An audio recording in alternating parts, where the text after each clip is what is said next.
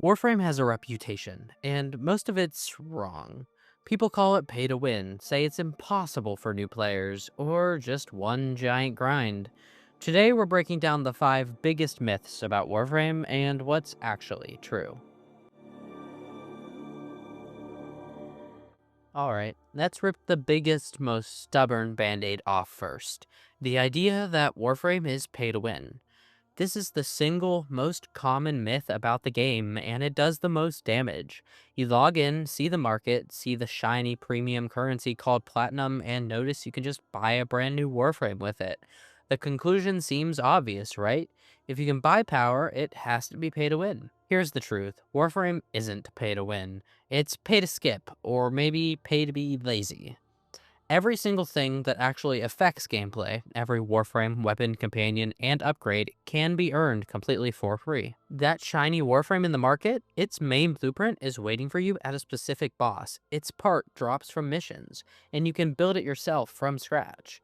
That ridiculously powerful weapon, you can get its blueprint from a clan or farm its parts during an event or open a relic. There is no story content, no mission, no boss, nothing that is locked behind a paywall.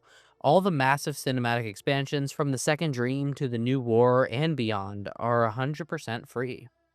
So what's Platinum even for?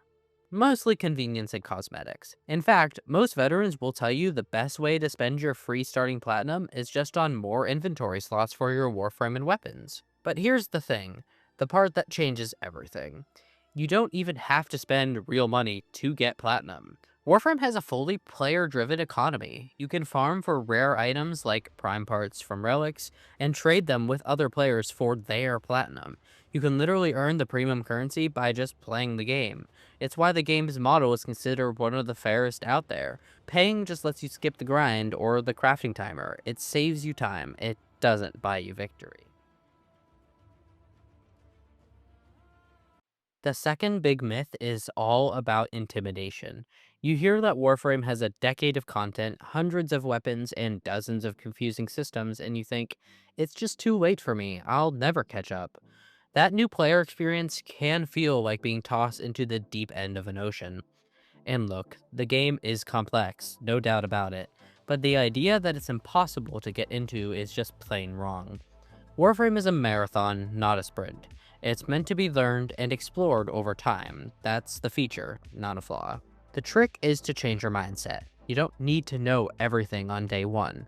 The game is designed to guide you through its system gradually. The star chart and its junctions basically act as a giant to-do list, leading you from one planet to the next and making sure you hit key milestones along the way. Plus, the community is one of the most helpful you will ever find. The in-game chat is almost always full of veterans happy to answer questions or even taxi you to a tough mission. And beyond that, the Warframe wiki is a masterpiece, one of the most detailed and well-kept wikis on the internet. The game is really about setting your own goals. Want to unlock the next planet? Build that cool-looking Warframe? Try out a giant space cannon? Focus on one thing at a time, and you'll avoid feeling overwhelmed. The game doesn't rush you. In fact, the crafting timers, 12 hours for a part, 3 days for a full Warframe, are designed to encourage you to log off, take a break, and play at your own pace. It's a slow burn, but the satisfaction you get from seeing your arsenal grow is immense. This leads right into our third myth, one that poisons almost every online game. The belief that you have to use the best gear. New players feel this pressure to only use the top tier warframes and weapons, or else they feel like they're useless. They see a tier list on YouTube and think there's only one right way to play. In Warframe, that could not be further from the truth. Sure, meta builds exist, and they are monstrously powerful for the absolute tippity top tier endgame content, but for the 99% of the game, they are completely unnecessary. Warframe is a power fantasy sandbox, with over 60 unique warframes, each with 4 distinct abilities and hundreds of weapons. The number of possible loadouts is mind-boggling. The real point of the game is to find what you have fun with. Want to control the battlefield with magnetic powers? Play Mag. Want to be an unkillable tank who buffs the whole team? Say hello to Rhino. Want to play a musical support character who can go invisible and obliterate an entire room with sound? That's Octavia. Every single Warframe is perfectly capable of cleaning the whole star chart and tackling the vast majority of the game's content. Chasing the meta is the fastest way to burn out. You'll spend all your time grinding for something you saw in a video, only to realize you don't even like how it plays. The players who stick around the longest are the ones who experiment, find a loadout that clicks with them, and then invest in making that their powerhouse. The upgrade system is so flexible that almost any weapon can become a monster with enough love. So ignore the tier lists and play what makes you feel like an unstoppable space ninja. Next one is a 2-for-1 deal. The misconception that Warframe is just a mindless grind, and that its story is either non-existent or totally skippable. People see the gameplay loop, run missions, get loot, build stuff, repeat, and assume that that's the whole package. Calling Warframe just a grind is like calling building a giant Lego castle just stacking plastic. It completely misses the point. The grind is the gameplay. It's the journey of getting stronger, of earning that next awesome piece of gear, and of mastering the game's combat, which is absolutely second to none. The movement is fast and fluid, the action is spectacular, and the power fantasy is off the charts.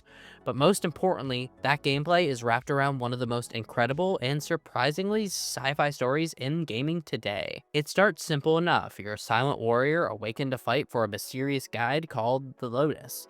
But as you unlock the main cinematic quest, the story spirals into something truly special. Quests like the Second Dream and the War Within are legendary in the community for delivering shocking plot twists and emotional gut punches that completely change your understanding of who you are and why you're fighting. The story gives the grind purpose. You're not just farming for a new weapon, you're gearing up to face the next terrifying threat in a galaxy-spanning epic. The developers have made narrative a huge priority, with every major update pushing the story forward in a wild, unexpected ways. Skipping the story in Warframe isn't just missing out on some cutscenes, it's skipping the soul of the game.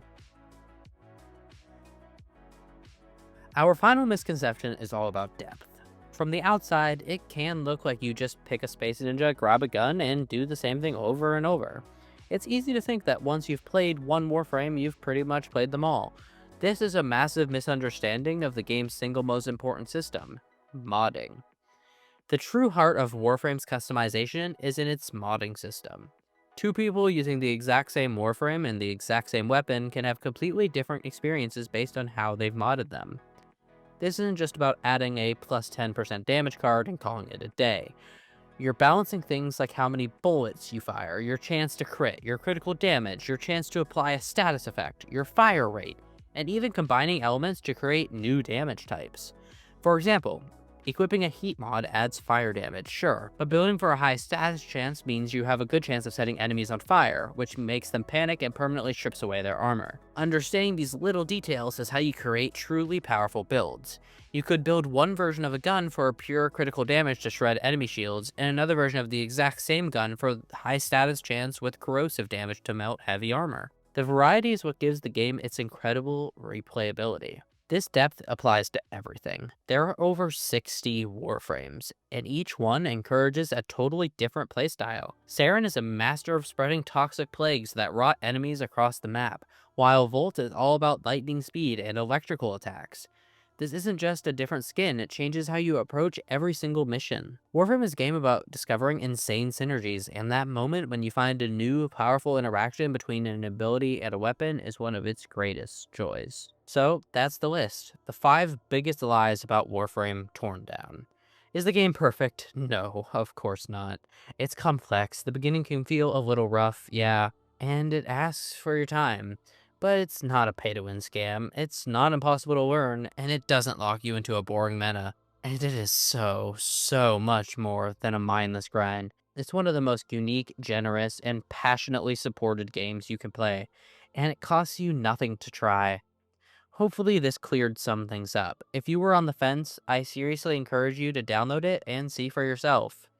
What do you think? Did I miss any big myths? Let me know your thoughts in the comments below. And if this video helped you out, do me a solid and hit that like button and subscribe for more. Thanks for watching, and I'll see you in the Origin System 10.0.